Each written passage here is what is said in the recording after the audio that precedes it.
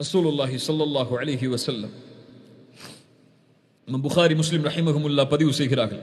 இப்னு Abbas அவர்கள் ஒரு முறை சஹாபாக்களுக்கு, தங்களோடு இருந்த மாணவர்களுக்கு சொன்னார்கள், சொர்க்கத்தின் பெண்ணை உங்களுக்கு நான் அறிவித்து தரட்டுமா? சஹாபாக்கள் சொன்னார்கள், அங்கிருந்த தோழர்கள் சொன்னார்கள், சொல்லுங்கள் இப்னு அப்பாஸ். ரசூலுல்லாஹ் அடையாளம் காட்டிய சொர்க்கத்தின் பெண் அவர்கள், ஆம் இதோ அந்த கருப்பு நிறத்து பெண் தான். என்ன செய்தார்கள் அவர்கள்? என்ன செய்தார்கள் அந்த பெண் சொர்க்கம் செல்வதற்கு?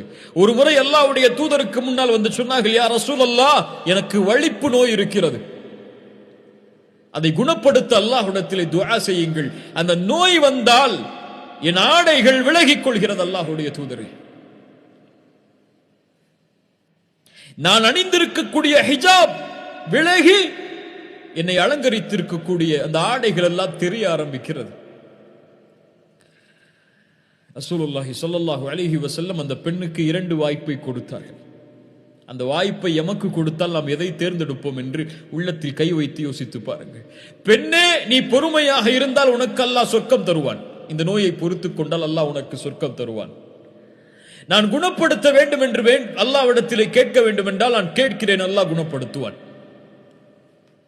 என்ன சொல்லி இருப்பார்கள் அந்த பெண்? யா ரசூலல்லாஹ், நான் பொறுத்துக் கொள்கிறேன், இந்த நோயை நான் பொறுத்துக் கொள்கிறேன். சுப்ஹானல்லாஹ். ஆனால் யா ரசூலல்லாஹ், எனக்கு இந்த நோயை கூட நான் பொறுத்துக் கொள்கிறேன், ஆனால் முஸ்லிம் பெண்களை காது கொடுத்து கேளுங்கள், ஆனால் எனக்கு இந்த நோய் வரும்போது என்னுடைய இயற்கையான ஆடையை மீது நான் மறைத்திருக்கக்கூடிய அந்த ஆடை விலகி விடுகிறது மக்களுடைய பார்வைக்கு முன்னால். என்னால் அதை கட்டுப்படுத்த முடியவில்லை.